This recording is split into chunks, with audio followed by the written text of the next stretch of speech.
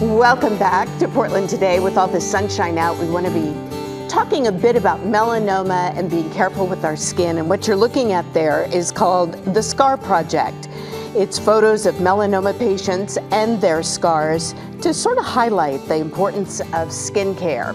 This is a big project up at OHSU, and joining us to talk about it is Dr. Kelly Griffith Bauer, a resident in dermatology there, and Nora Damerval, a melanoma survivor. Thank you both for being here. It's our pleasure. Dr. Griffith, why did you want to do this project? It's not often that it's focused on showing off your scars. Right.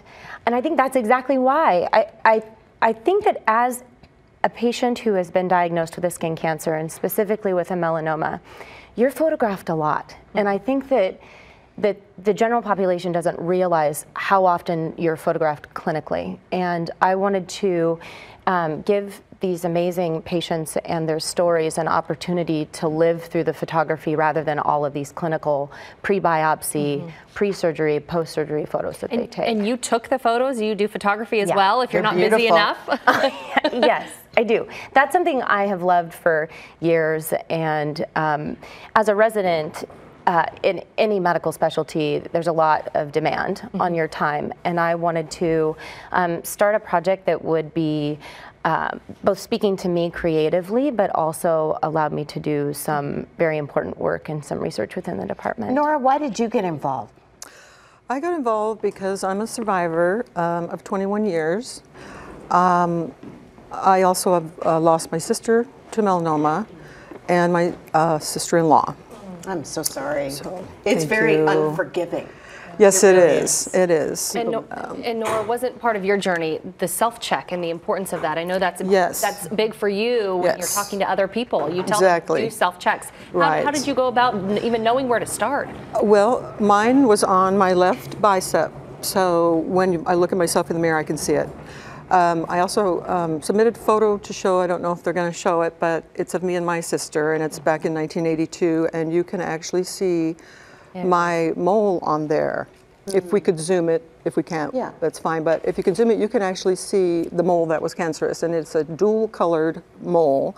It's a little bit darker in the middle, like my whole life, until 1995, and then suddenly that little darker part got black. A little pinpoint black spot, and then I watched it for about 6 months, and that dark spot in the middle got bigger and bigger, and I just felt to me that this did not fit with my skin type. I have very light skin, and the dark mole stood out very much from any other moles that I had. Well, thank goodness you did that. But I have to say, doctor, that I actually go to a dermatologist to get checked because I've had melanoma myself.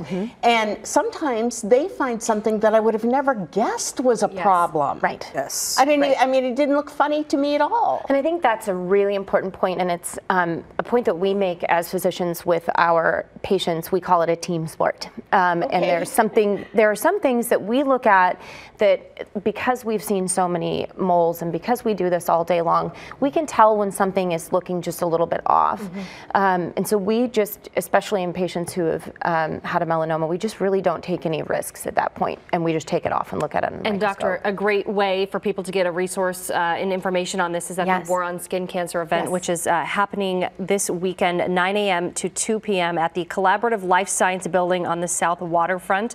That is, again, May 20th. That's on your screen there. And any last bits of advice to people? What would be your one message to the public? I would say to find a sunscreen that you like and that works for you and that you think you will wear every day. Sunscreen, hats, everything. Long sleeve shirts. Anything you can do to protect yourself. Thank you both so much. It's our pleasure. Thank you.